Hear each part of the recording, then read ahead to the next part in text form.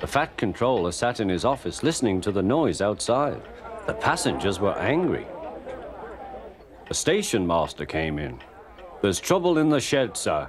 Henry is sulking, there's no train, and the passengers are saying this is a bad railway." "Indeed," said the Fat Controller, "we cannot allow that." He found Gordon, James, and Henry looking very cross. "Come along, Henry, it's time your train was ready." "Henry's not going," said Gordon. "We won't shunt like common tank engines. That was Thomas's job. We are important tender engines. You fetch our coaches and we will pull them. Tender engines don't shunt." "Oh, indeed," said the Fat Controller. "We'll see about that. Engines on my railway do as they are told." And he hurried away to find Edward. The yard has never been the same since Thomas left to run his branch line, he thought sadly. Edward was shunting. "Leave those trucks, please, Edward," said the Fat Controller. "I want you to push coaches for me in the yard."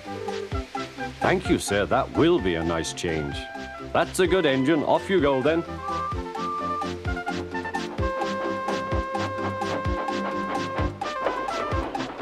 So Edward found coaches for the 3 engines, and that day the trains ran as usual.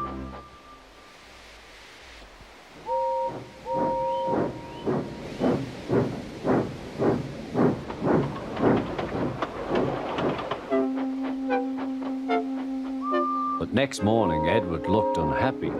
Gordon came clanking past, hissing rudely.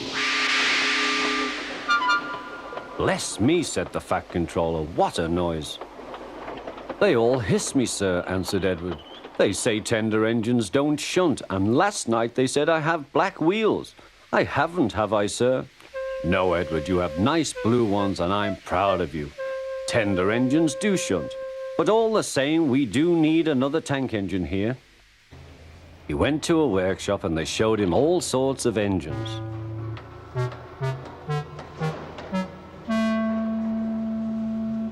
At last he saw a smart little green engine with 4 wheels.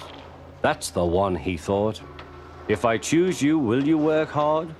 "Oh, sir, yes, sir." "That's a good engine. I'll call you Percy." "Yes, sir, thank you, sir," said Percy, and the Fat Controller brought him back to the yard. "Edward," he called, "here's Percy. Will you show him everything?" Percy soon learned what he had to do, and they had a happy afternoon.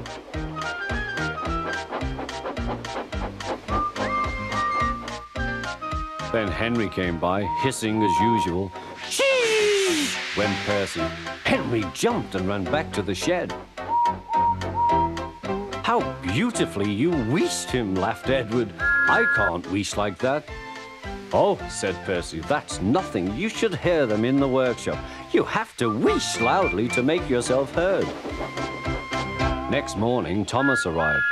"The Fat Controller sent for me. I expect he wants help," he said to Edward. "Shh, here he comes," replied Edward. "Well done, Thomas. You've been quick. Listen, Henry, Gordon, and James are sulking. They say they won't shunt like common tank engines. So I have shut them up, and I want you both to run the line for a while." "Common tank engines, indeed," snorted Thomas. "We'll show them." "And Percy will help too." "Oh, sir, yes, sir. Please, sir," answered Percy. Edward and Thomas worked the main line, greeting each other as they passed by. Percy puffed along the branch line.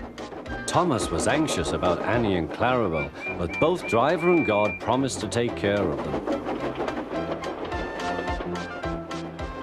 There were fewer trains, but the passengers didn't mind. They knew the 3 other engines were having a lesson. Gordon, James, and Henry were cold, lonely, and miserable. They wished now they hadn't been so silly.